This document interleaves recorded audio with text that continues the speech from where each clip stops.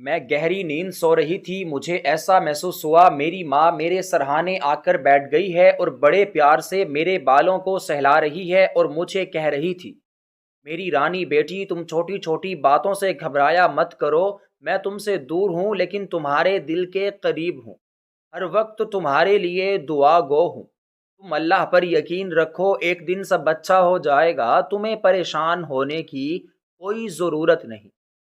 اپنی ماں کی باتیں سن کر میرے ہونٹ خود بخود مسکرا دیے۔ میں نے ہلکی سی آنکھیں کھولیں، میرے ارد گرد ماں کہیں پر بھی موجود نہیں تھی۔ یقیناً وہ میرے خواب میں آئی تھی اور مجھے ایسے محسوس ہو رہا تھا جیسے کہ وہ واقعی میں میرے پاس آ گئی ہو۔ ابھی میں اپنی ماں کی خوشبو محسوس کرنا چاہتی تھی، اس لمس کو محسوس کرنا چاہتی تھی جن ہاتھوں سے انہوں نے مجھے چھوا تھا۔ میری ماں نے جو تسلی بھرے الفاظ مجھے کہے تھے، میں ان کو سوچ رہی تھی۔ تب یہ اچانک چلانے کی آواز آئی اور میری سوتیلی ماں چیختی چلاتی میرے سرہانے آ کھڑی ہو گئی۔ ان کو دیکھ کر مجھے لگا کہ وہ خوبصورت خواب کہیں دور بھاگ گئے اور بھیانک حقیقت میرے سامنے آ کر کھڑی ہو گئی۔ ایک دم سے میں ہوش میں آ گئی، جھٹکے سے اٹھ کر بیٹھ گئی اور وہ میرے سر پر کھڑی چلا رہی تھی، ٹائم دیکھا ہے مہارانی، سارا دن سوتی رہتی ہو نکمی، میں تمہاری ماں کی نوکر نہیں ہوں جو دن چڑھے تک تم سے دور ہوتی رہوں اور میں تمہارے کام کاج کرتی رہوں۔ وہ نہ جانے کیا ہو دکتی جا رہی تھی، میں ایک دم سے کھڑی ہو گئی۔ انہوں نے میرے سرہانے پڑی ہوئی لکڑی اٹھا کر میرے سر پر زور سے دے ماری اور اتنی زور سے مجھے وہ لکڑی لگی کہ میری تو چیخیں نکل گئیں۔ تب اس نے مجھ سے کہا کہ اپنی لنگڑی سنبھال، اپنی لاٹھی، اگر تو مجھے بغیر لاٹھی کے کہیں پر بھی دکھائی دی تو اسی لاٹھی سے میں تمہاری ہڈیاں توڑ دوں گی۔ بغیر آواز کے میں آنسو بہاتی ہوئی لاٹھی پکڑ کر کچن کی طرف چل دی۔ یہ لاٹھی مجھے پکڑا کر پتہ نہیں میری سوتیلی ماں کو کس قسم کا سکون ملتا تھا، وہ میری سمجھ سے باہر تھی۔ آج واقعی میں سو گئی، مجھے وقت کا پتہ نہیں چلا، ورنہ دن چڑھے میں اٹھ جاتی تھی اور سارے گھر کے کام کاج نمٹاتی تھی، سب کے لیے ناشتہ بناتی تھی۔ میری ماں اور بہنیں تو سیر سپاٹوں کے لیے نکل جاتی تھیں، میں سارا دن گھر میں اکیلی ہوتی تھی۔ میں اور میرے گھر کے کاموں کا نہ ختم ہونے والا سلسلہ ہوتا تھا۔ سارا دن تھک کے چور ہو کے جب میں بستر پر پڑ جاتی تھی تو میرا سارا جسم ٹوٹ رہا ہوتا تھا۔ 2-3 گھنٹے تو درد کے مارے مجھے نیند نہیں آتی تھی، میرے پاس کوئی پین کلر بھی نہیں ہوتا تھا کہ میں کھا لوں تاکہ میرا درد وغیرہ صحیح ہو جائے۔ پھر رات کے نہ جانے کس پہر مجھے نیند آتی تھی تو جلدی صبح بھی ہو جاتی تھی۔ میں لاٹھی کے سہارے چلتی ہوئی تار پر کپڑے سکھانے کے لیے ڈال ہی رہی تھی، وہ میری سوتیلی ماں کے مہنگے کپڑے تھے۔ انہوں نے کہا تھا کہ اگر ان کپڑوں پہ ذرا سی بھی آنچ آئی تو میں تمہیں چھوڑوں گی نہیں۔ میری ماں نے 10-10 ہزار کے 3 جوڑے لیے تھے جو وہ خاص موقع پر پہنا کرتی تھی۔ انہیں امیر ہونے اور امیر کہلانے کا بہت شوق تھا۔ حال ہی میں میری ماں شگفتہ بھتیجے روحان کی شادی ہوئی تھی، میری سوتیلی ماں نے وہی کپڑے زیب تن کیے تھے، اب ان کو دھونے کی ذمہ داری میری تھی۔ سوتیلی ماں نے میرے سر پر کھڑے ہو کر وہ کپڑے دھلوائے تھے۔ محلے سے کچھ عورتیں میری ماں سے ملاقات کرنے کے لیے آئیں تو وہ وہاں سے چلی گئیں۔ میں نے تو چین کی سانس لی، کپڑوں کو بالٹی میں ڈالا اور پھر تار پر پھیلانے کے لیے میں تار کے قریب آ گئی۔ لاٹھی کے سہارے چلتے ہوئے اتنی بھاری بالٹی کو اٹھانا میرے لیے کوئی آسان کام نہیں تھا۔ میں ہر قدم بہت پھونک پھونک کر رکھ رہی تھی کیونکہ ممکن تھا کہ میں گر بھی سکتی تھی، میں لاٹھی کے بغیر چل بھی سکتی تھی، لیکن نہ جانے کیوں میری سوتیلی ماں لوگوں کو دکھانے کے لیے میرے ہاتھ میں ہر وقت لاٹھی پکڑا دیتی۔ میں لنگڑی ہوں، اس بات کے باوجود ان کی سگی بیٹی سے زیادہ میرے رشتے آتے۔ اس بات نے ان میں جلن بھر دی اور پھر انہوں نے زبردستی مجھے لاٹھی پکڑا دی۔ ماں کی مار کے ڈر سے میں نے وہ لاٹھی پکڑ لی۔ اگر بھولے سے بھی لاٹھی اٹھانا بھول جاتی اور گھر میں کوئی آ جاتا تو ماں مجھے کاٹ کھانے والی نظروں سے دیکھتی، جیسے مجھے سالم نگل جائے گی۔ ابھی بھی سوتیلی ماں محلے کی عورتوں کو لے کر ہال میں گئی ہی تھی جب میں نے لاٹھی پھینکی، بالٹی کو اٹھایا اور پھر تار پر کپڑے پھیلانے لگی۔ نہ جانے کیسے میری ماں کا ایک سوٹ میرے ہاتھ سے چھوٹا اور پھر وہ کچے فرش پر جا گرا۔ گیلا ہونے کی وجہ سے وہ سوٹ بہت زیادہ مٹی سے بھر چکا تھا۔ اس سے پہلے کہ میں اس کپڑے کو جلدی سے اٹھاتی اور اٹھا کر دھو لیتی، میری سوتیلی ماں میرے سر پر آ کر پہنچ گئی اور مجھ سے جھگڑنے لگی۔ محلے کی عورتیں یہ منظر اپنی آنکھوں سے دیکھ رہی تھیں۔ لنگڑی کہیں کی، تجھے دکھائی نہیں دیتا میرے کتنے مہنگے سوٹ تو نے نیچے گرا دیے؟ ساری زندگی ایسے ہی میرے سینے پر مونگ ڈالتی رہے گی، کبھی کوئی تجھ سے شادی نہیں کرے گا۔ یہ کہہ کر میری ماں غصے سے چلانے لگی۔ میں مسکراتی رہی اور کپڑے اٹھا کر انہیں اچھے سے دھو کر پھر سے تاروں پر پھیلا دیا۔ مجھے مطمئن دیکھ کر میری ماں کے غصے میں تیزی آئی تھی۔ ان کا بس نہیں چل رہا تھا کہ وہ میرا گلا دبا دیں۔ جب تک پڑوسن عورت ہمارے گھر میں موجود رہی، میری ماں ایسے ہی مجھ پر چلاتی رہی اور میرے عیب گنواتی رہی۔ میں نے ان کو مڑ کر ایک جواب تک نہیں دیا۔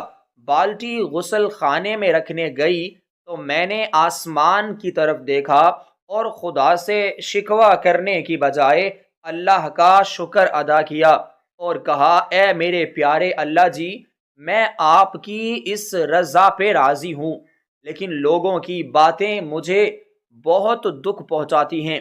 مجھے معلوم ہے ایک دن مجھے صبر کا پھل ضرور ملے گا۔ میں آسمان کی طرف دیکھتے ہوئے یہ سب باتیں کہہ رہی تھی جب میری ماں نے مجھے آسمان کی طرف دیکھتے ہوئے دیکھ لیا اور پھر وہ میری طرف غصے سے بڑھی۔ آج تو لگ رہا تھا جیسے میری ماں جان لے کر ہی چھوڑے گی، لیکن وہ ایک مفت کی نوکرانی کو اپنے ہاتھوں سے کیسے گنوا سکتی تھی؟ اس کا بس مجھے گالیاں دینے اور بد دعائیں دینے پر ہی زور چلتا تھا۔ ویسے تو وہ مجھ پر کبھی بھی ہاتھ نہیں اٹھاتی تھی، بس مار پیٹ کی دھمکیاں دیتی رہتی تھی، اور کبھی جب غصہ زیادہ ہو جاتا یوں لاٹھی سے ایک دو بار میرا، لیکن ان لوگوں کے طنزوں کے نشتر میرا خون جلا کر راکھ کر دیتے تھے۔ انسان جسمانی چوٹوں سے تو صحت یاب ہو ہی جاتا ہے، لیکن ذہنی طور پر کبھی بھی ان مشکل حالات سے نکل نہیں پاتا۔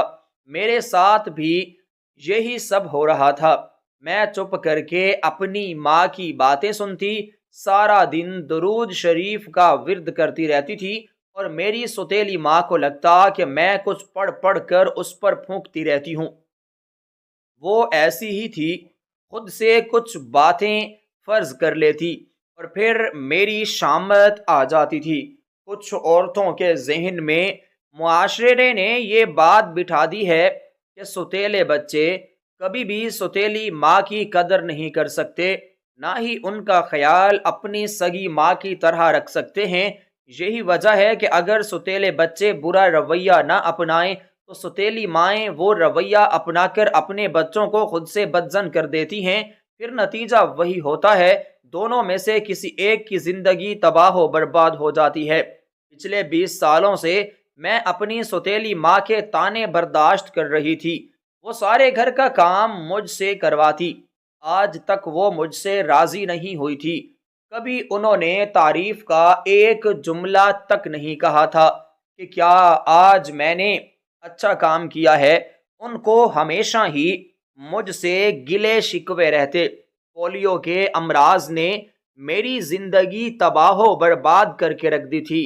اگر میرے والد बर वक्त मेरा इलाज करवाते तो आज मैं लंगड़ी बिल्कुल न होती, बल्कि अपने दोनों पांव पर चल सकती।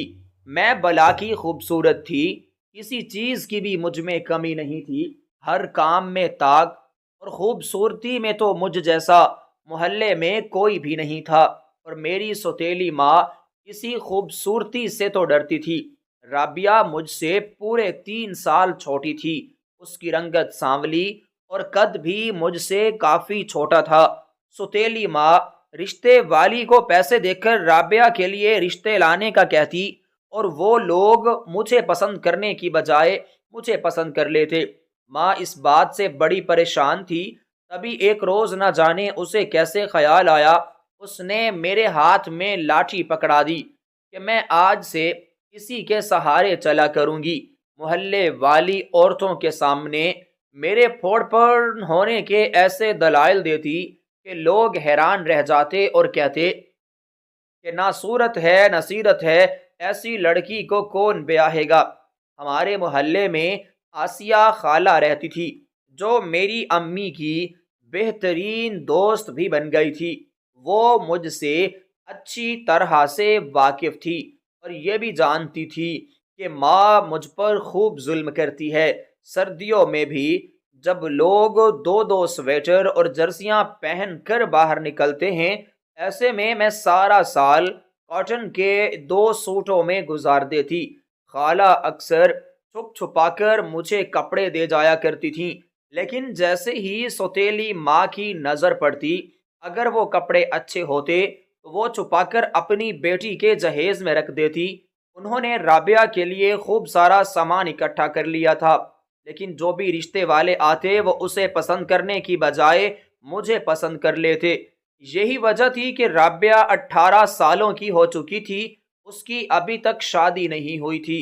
मेरी सौतेली माँ के यहाँ रिवाज था कि 15-16 साल की उम्र में ही लड़कियों को ब्याह देते थे।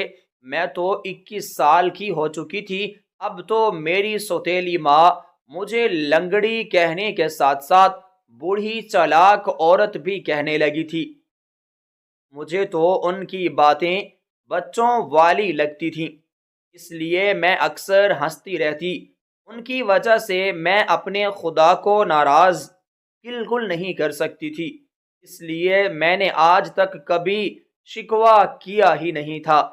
मेरे मुंह पर हमेशा शुक्र का कलमा रहता, जबकि राबिया अक्सर माँ से नाराज रहती और हर वक्त उससे लड़ती झगड़ती रहती। उसके शिकवे खत्म होने का नाम ना लेते थे।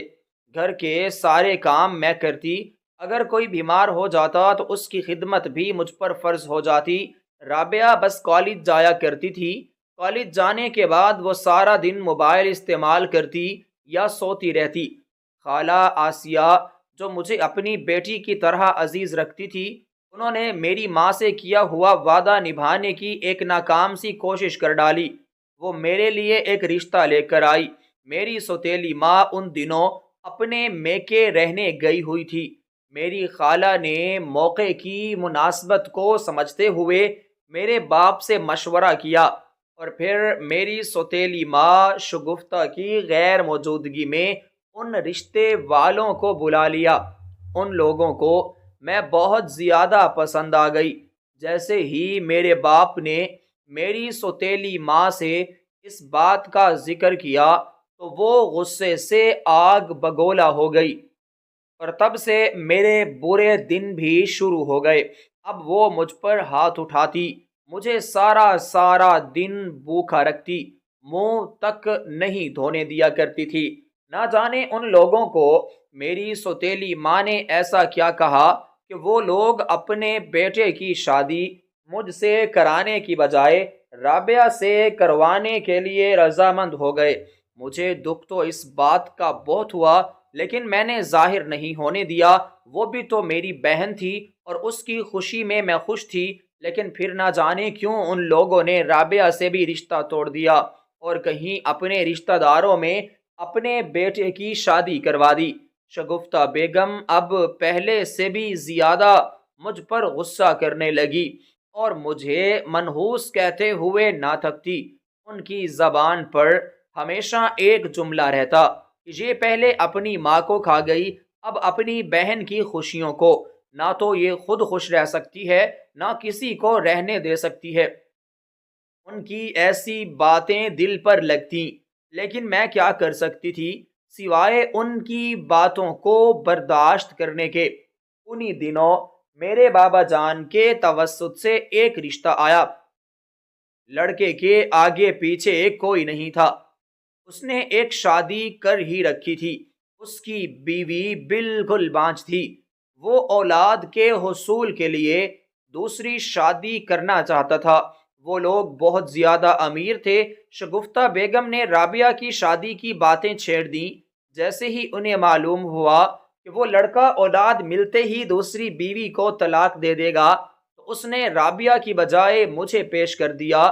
وہ لوگ مجھے پسند کر کے چلے گئے کیونکہ ان کو اس بات سے کوئی سروکار نہیں تھا کہ میں کیسی دکھتی ہوں یا میں لنگڑی ہوں، بس انہیں اس بات سے فرق پڑتا تھا کہ انہیں کوئی ایسی لڑکی چاہیے جو انہیں اولاد دے اور پھر اولاد حاصل ہوتے ہی وہ اسے طلاق دے دیں، کیونکہ وہ اپنی پہلی بیوی سے بہت زیادہ محبت کرتے تھے۔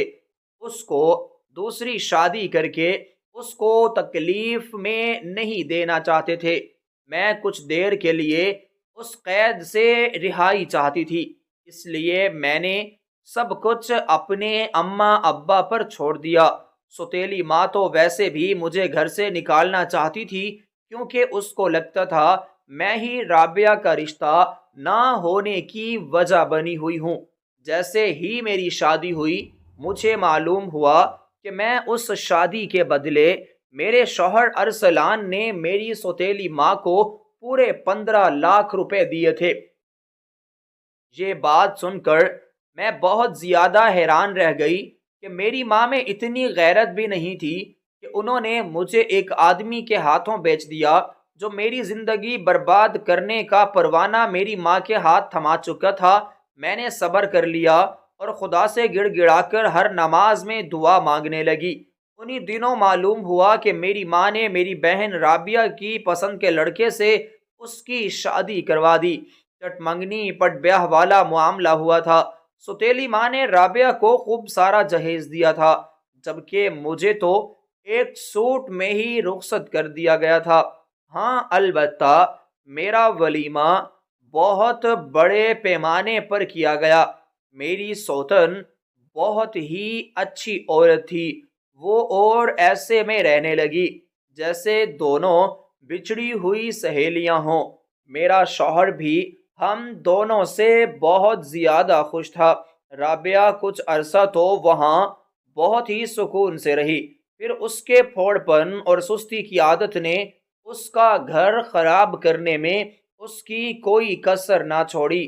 ساس سے روزانہ جھگڑے سے تنگ آ کر اس نے اپنے میاں کو پریشان کرنا شروع کر دیا کہ اسے علیحدہ گھر چاہیے۔ بیٹا جو اپنے والدین کا اکلوتا سہارا تھا اس نے بیوی کو ایسے میں کے چھوڑا کہ پھر کبھی لینے ہی نہ آیا۔ رابعہ اپنی قسمت پر روتی رہ گئی، لیکن اس نے بھی زیادہ پریشان شگفتہ بیگم تھی۔ وہ بھی خوش دکھتی تو ان کی جلن سی ہونے لگتی کیونکہ ان کی بیٹی کا اداس چہرہ وہ پریشان نہیں کر سکتی تھی۔ شادی کے 3 مہینے بعد مجھے معلوم ہوا کہ میں حاملہ ہوں اور جلد ہی 2 جڑواں بچوں کو جنم دینے والی ہوں۔ خوشی کے ساتھ ساتھ افسوس بھی ہوا کیونکہ اس کے بعد میرا شوہر مجھے چھوڑ دے گا۔ میری سوتن اور میرا شوہر دونوں بہت اچھے انسان تھے۔ ان دونوں نے کبھی بھی نہ تو مجھ سے اونچی آواز میں بات کی، نہ ہی کبھی غصہ کیا، نہ کبھی انہوں نے مجھے یہ جتایا کہ میری ماں نے ان سے بدلے میں پورے 15 لاکھ روپے لیے تھے۔ میں بھی اپنی سوتن کا ہر کہا مانتی اور اسے کوئی بھی کام کاج نہ کرنے دیتی۔ اس گھر کا سارا نظام میں نے خود سنبھال لیا تھا، لیکن جیسے ہی سب کو معلوم ہوا کہ میں ماں بننے والی ہوں، تب سے میری سوتن نے مجھے بیڈ سے نیچے قدم تک نہ رکھنے دیا۔ میرا ہر کام اپنے ہاتھوں سے کرتی اور میری ایسے خدمت کرتی تھی کہ جیسے کوئی سگی بہن اپنی بہن کی بھی نہ کرے۔ میں رو رو کر اللہ تعالیٰ سے دعا کرتی کہ میرے پاس تو کوئی دوسرا ٹھکانہ بھی نہیں ہے، اگر آپ نے مجھے گھر عطا کر دیا ہے تو اس گھر سے مجھے کبھی محروم مت کرنا۔ میں یہاں ان پیارے لوگوں کے درمیان اپنی ساری زندگی گزار لینا چاہتی ہوں۔ میں ان دونوں سے دور ہونے کا تصور ہی نہیں کرنا چاہتی تھی۔ وہ میری سوتن کم، میری سہیلی زیادہ تھی۔ پچھلے 6 مہینوں سے لڑائی تو دور کی بات تھی، کبھی بھی ہمارے درمیان بحث تک نہ ہوئی تھی۔ وہ ہر مہینے باقاعدہ لیڈی ڈاکٹر سے میرا چیک اپ کروانے جاتی اور میرے سارے کام کاج وہ اپنے ہاتھوں سے کرتی۔ روزانہ مجھے تازہ جوس بنا کر پلاتی اور میرے نانا کرنے کے باوجود بھی وہ مجھے پھل کھلاتی۔ وہ بچوں کی صحت سے متعلق بہت زیادہ فکر مند رہتی تھی۔ میں اسے سمجھاتی تو وہ میری بات سمجھ جاتی، لیکن اس کے چہرے سے فکر کی لکیریں کبھی مٹی نہ سکیں۔ وہ بہت اچھی تھی، وہ اتنی اچھی تھی کہ میرے پاس اس کی اچھائیاں بیان کرنے کے لیے الفاظ ہی نہ تھے۔ میری سوتیلی ماں مجھے دیکھتی تو میرا گھر بگاڑنے کے متعلق سازشیں کرنے لگتی، لیکن میری سوتن ایک سمجھدار عورت تھی، اس نے کبھی بھی میری سوتیلی ماں کی باتوں پر دھیان نہیں دیا۔ یہی وجہ تھی کہ ہم دونوں ابھی تک خوشحال زندگی کو گزار رہے تھے۔ رابعہ جو پچھلے پورے 4 مہینوں سے اپنے میکے بیٹھی ہوئی تھی، شروع میں تو وہ بہت اداس تھی، لیکن اتنے مہینے گزرنے کے بعد اس کے چہرے پر بھی اس بات کا بالکل بھی افسوس نہیں تھا کہ اس نے غلط کیا یا اس کے ساتھ غلط ہوا۔ وہ تو منہ بھر بھر کر اپنی ساس کو بد دعائیں دیا کرتی تھی۔ گود بھرائی کی رسم کے دوران جب میری سوتن نے میری سوتیلی ماں اور بہن کو بلایا تو وہ دونوں نہیں آئیں۔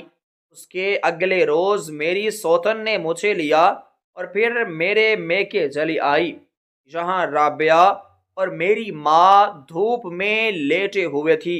میری سوتن رابعہ کو وہ سب کے سب سمجھانے لگی کہ کب تک تم میکے میں پڑی رہو گی، اچھا ہے کہ شوہر سے جا کر معافی مانگ لو، اپنا گھر دوبارہ بسا لو۔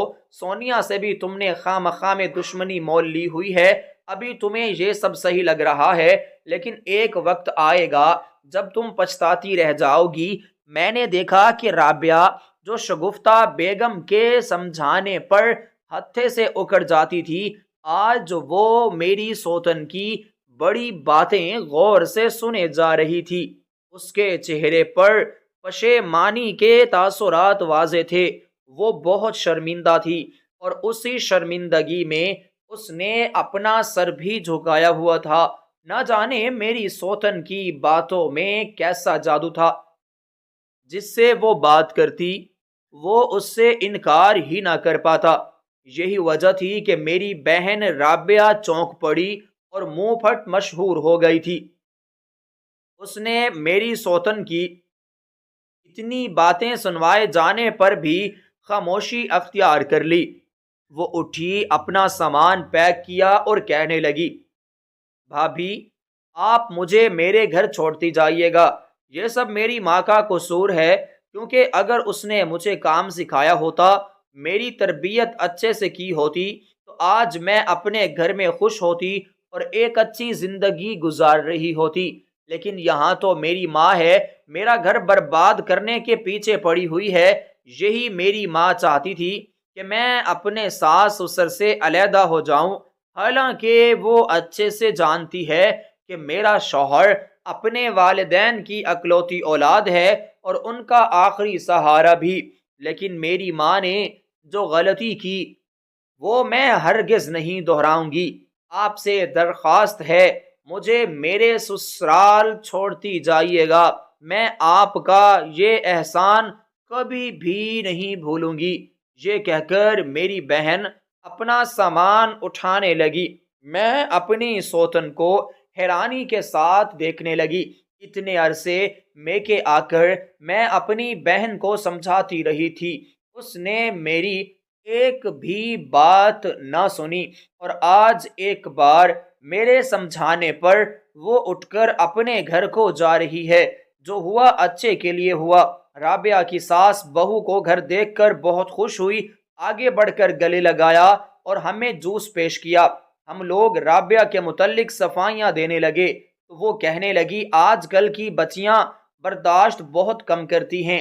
میں نے اس بات کا برا نہیں منایا، میں ساری زندگی بیٹی کے لیے ترستی رہی، آج خدا نے مجھے بیٹی دی تو میں نے کفران نعمت کیا، اور پھر دیکھو گھر میں اکیلی رہ گئی۔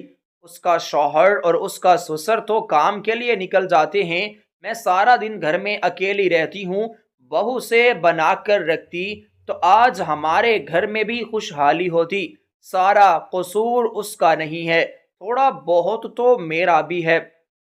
میں بزرگ تھی، ان حالات سے گزر چکی تھی، مجھے بہو کو سمجھنا چاہیے تھا۔ میں نے بھی تو ماں والی شفقت نہیں دیکھی۔ مجھے معاف کر دو بیٹی، میں تمہاری گنہگار ہوں۔ یہ کہہ کر رابعہ کی ساس اس سے معافی طلب کرنے لگی تو رابعہ نے آگے بڑھ کر اپنی ساس کو اپنے سینے سے لگا لیا۔ ان دونوں کو دیکھ کر مجھے تو بہت خوشی ملی کہ میری بہن کا اجڑا ہوا گھر پھر سے آباد ہو چکا ہے۔ ہم نے رات کا کھانا کھایا، پھر گھر لوٹ آئے۔ میری سوتن بہت اچھی تھی، لیکن وہ بھی یہی چاہتی تھی کہ اولاد ہونے کے بعد میرا شوہر مجھے طلاق دے دے اور میں یہاں سے چلی جاؤں۔ 1 مہینے بعد میرے نہیں منایا کہ میں ساری بیٹی کے لیے ترستی رہوں۔ آج خدا نے مجھے بیٹی دی تو میں نے کفران نعمت کیا، اور پھر دیکھو گھر میں اکیلی رہ گئی۔ اس کا شوہر اور اس کا سسر تو کام کے لیے نکل جاتے ہیں، میں سارا دن گھر میں اکیلی رہتی ہوں۔ بہو سے بنا کر رکھتی تو آج ہمارے گھر میں خوشحالی ہوتی۔ سارا قصور اس کا نہیں ہے، تھوڑا بہت تو میرا بھی ہے۔ میں بزرگ تھی، ان حالات سے گزر چکی تھی، مجھے بہو کو سمجھنا چاہیے تھا۔ میں نے بھی تو ماں والی شفقت نہیں دکھائی۔ مجھے معاف کر دو بیٹی، میں تمہاری گنہگار ہوں۔ یہ کہہ کر رابعہ کی ساس اس سے معافی مانگنے لگی تو رابعہ نے آگے بڑھ کر اپنی ساس کو گلے لگایا۔ ان دونوں کو دیکھ کر مجھے بہت خوشی ملی کہ میری بہن کا اجڑا ہوا گھر پھر سے آباد ہو چکا ہے۔ ہم نے رات کا کھانا کھایا، پھر گھر لوٹ آئے۔ میری سوتن بہت اچھی تھی، لیکن وہ بھی یہی چاہتی تھی کہ اولاد ہونے کے بعد میرا شوہر مجھے طلاق دے دے اور میں یہاں سے چلی جاؤں۔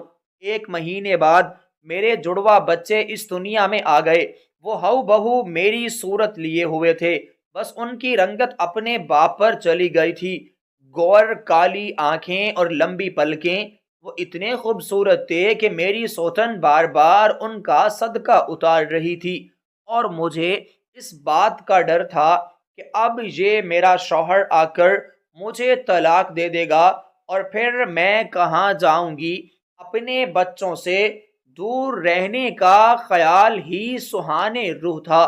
جیسے ہی نرس نے مجھے جڑوا بچے ہونے کی اطلاع دی، میری آنکھوں سے شکر کے آنسو بہنے کی بجائے غم کے آنسو بہنے لگے، کیونکہ میری سوتن جو چاہتی تھی وہ تو اب ہو چکا تھا۔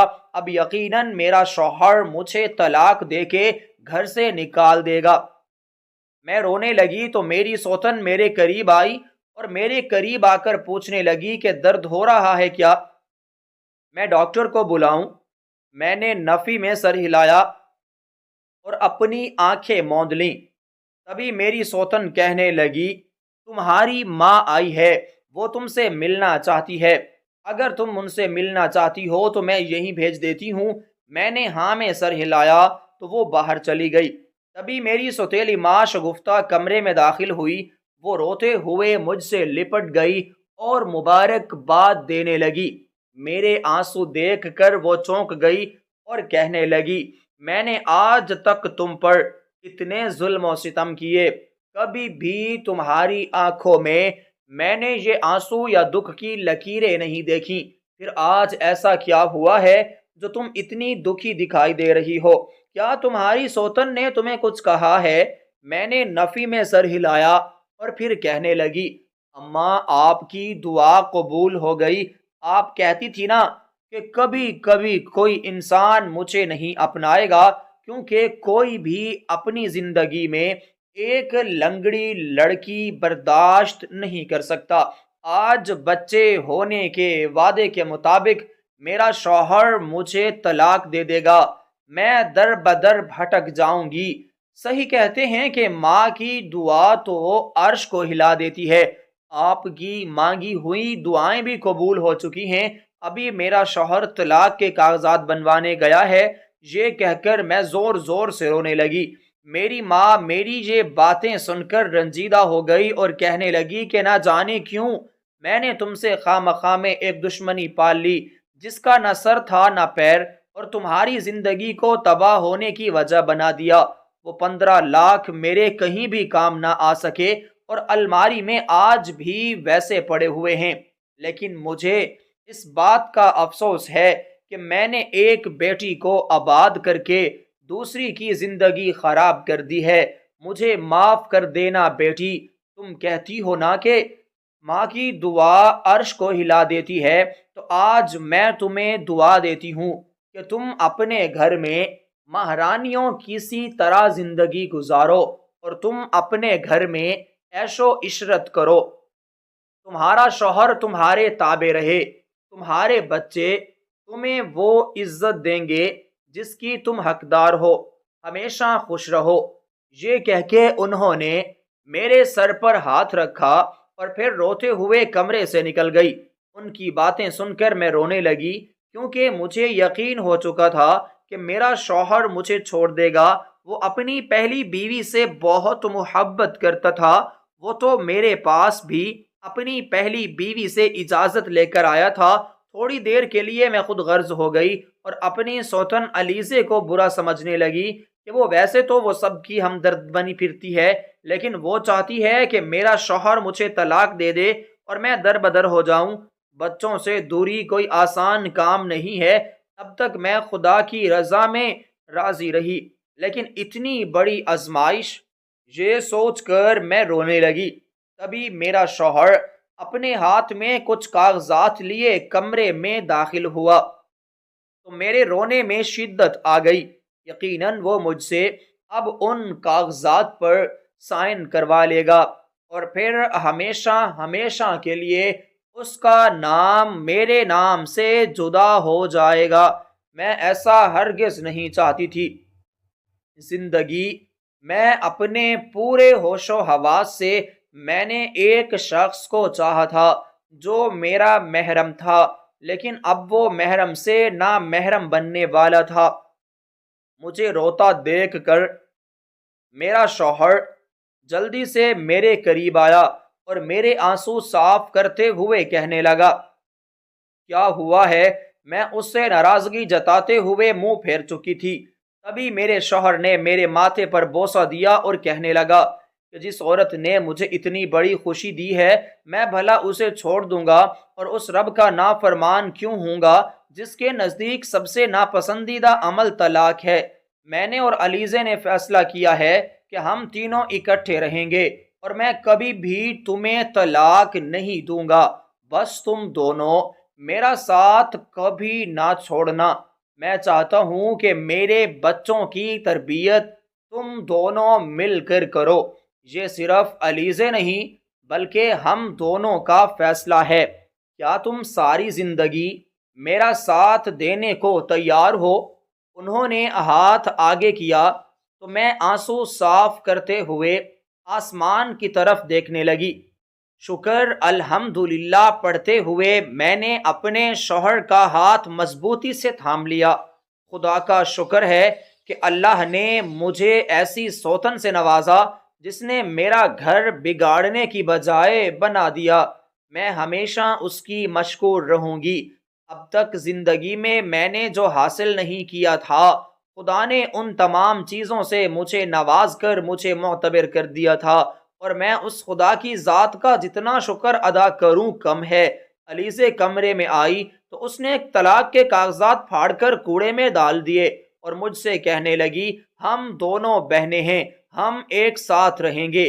اپنے بچے کی پرورش کریں گے اور ہمارے دوسرے بچے بھی ہوں گے، تم گھبراؤ مت، ہمارا شوہر ہم دونوں کے ساتھ انصاف کرے گا، عدل کرے گا، عدالت قائم کرے گا، کیونکہ اس کے اندر خوف خدا ہے، اور یہ جتنا میرا گھر ہے اتنا تمہارا گھر ہے، تم ہمارے بچوں کی ماں ہو، تم نے مجھے ماں بننے کی خوشی دی ہے، میں نہیں چاہتی کہ تم اپنے بچے سے دور رہو۔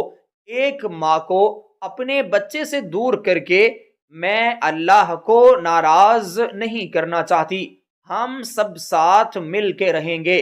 سوتن کی باتیں سن کے میں پرسکون ہوئی اور ان کا شکریہ ادا کیا۔